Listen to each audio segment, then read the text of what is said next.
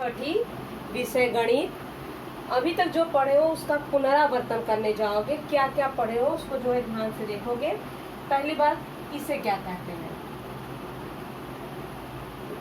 लकीर है, दोनों तरफ तीर का निशान है, इसे रेखा कहते हैं।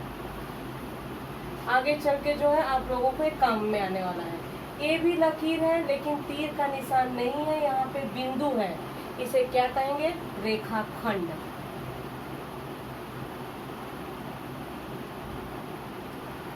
एक तरफ बिंदु, एक तरफ तीर का निशान। जरूर नहीं तीर का निशान वही रहे, इस तरह से भी हो सकता है। एक तरफ बिंदु, एक तरफ तीर का निशान, इन दोनों को क्या कहते हैं? किरण।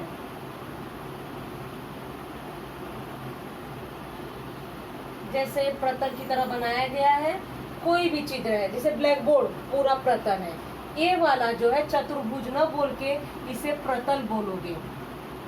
प्रतल में हम जो भी चीज अंकित करते हैं वो बिंदु प्रतल के अंदर होता है। ये जो है ध्यान में रखने वाली बातें हैं, ज्योमेट्री में यहाँ तक पढ़े हो। इसके आगे इसे क्या कहते हैं? इसे कोण कहते हैं।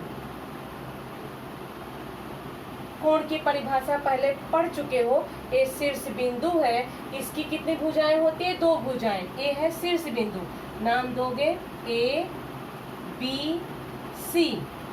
भुजा कौन सी होगी? B A B C. अंतिम वाला पढ़े हो, इस रचना को क्या कहते हैं? इस रचना को त्रिभुज कहते हैं।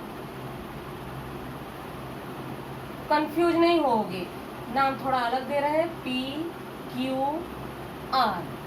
त्रिभुज में कितनी भुजाएं होती हैं? तीन। रेख या भुजा कहोगे, भुजा पी क्यू या रेख पी क्यू, भुजा क्यू आर, भुजा आर पी या पी आर। कितने कोण होते हैं? इसके अंदर वाला जो है कोण बनता है, तीन कोण होते हैं, कोण पी, कोण क्यू, कोण आर। यहाँ हम लिख नहीं रहे क्योंकि पुनरावर्तन है, आपको जो है रिवाइज करवाया जा रहा है। इसके आगे जो है दिया गया है कोणों के प्रकार। कोणों के कुल कितने प्रकार हैं? कोणों के प्रकार कितने प्रकार हैं? शुरुआत करोगे, पहला वाला पढ़े हो शून्य कोण। इसका माप कितने अंश का होता है? शून्य अंश का होता है। दूसरा है समकोण। समकोण का माप कितने अंश का होता है? ये 90 अंश का होता है। तीसरा है न्यून कोण। न्यून कोण में कोई सीमा नहीं होती है, लेकिन उन दोनों के बीच में होता है। 90 से कम, ज्यादा नहीं, 90 से कम, 0 अंश से ज्यादा। जरा ध्यान दोगे, इसमें कंफ्यूज नहीं होगे।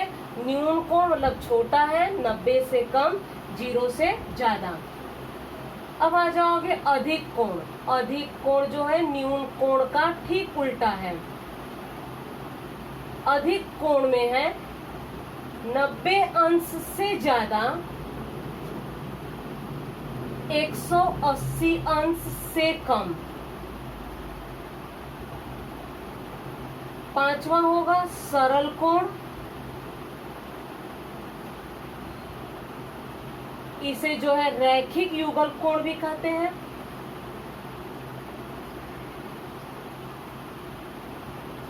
इसका माप होता है 180 अंश से फिक्स है। छठा है पूर्ण कोण। पूर्ण कोण का माप जो है 360 अंश का होता है। सातवां है प्रत्यावर्ती कोण।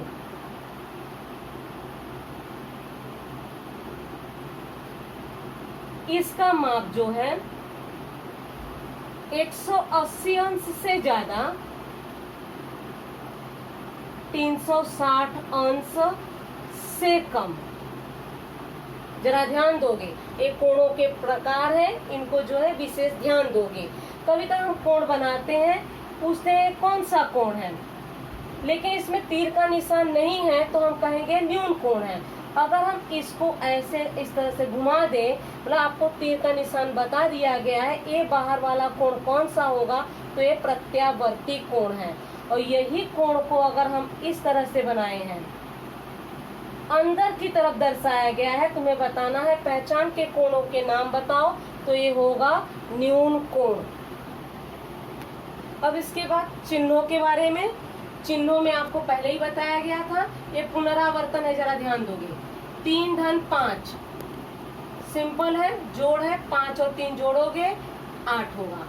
दूसरा है, जरा ध्यान दोगे, ऋण 3 धन 7, इसमें जो है चिन्हों पे ध्यान देना है, एक धन और एक ऋण है, हम पहले ही बताए थे, बड़े में से छोटा घटा देना है। 7 में से 3 घटाओगे 4, घटाने के बाद इन दोनों में बड़ा अंक देख के चिन्ह देखोगे कौन सा है धनात्मक, तो यहाँ पे धन चिन्ह लगाओगे। तीसरा, यही सवाल अगर इस तरह से रहा, 3 ऋण 7, अब जरा ध्यान दोगे, एक संख्या धन एक संख्या ऋण, कहोगे 3 के आगे तो चिन्ह ही नहीं है, अगर चिन्ह नहीं है तो इसे धनात्मक ही मानते हैं। नियम वही है, बड़े में से छोटा घटा दिए 4, कहा गया इन दोनों में चिन्ह देखोगे, इन दोनों में अंक देखोगे, सॉरी चिन्ह नहीं देखोगे, अंक बड़ा है 7, उसके आगे ऋण चिन्ह है, ऋण लगाओगे।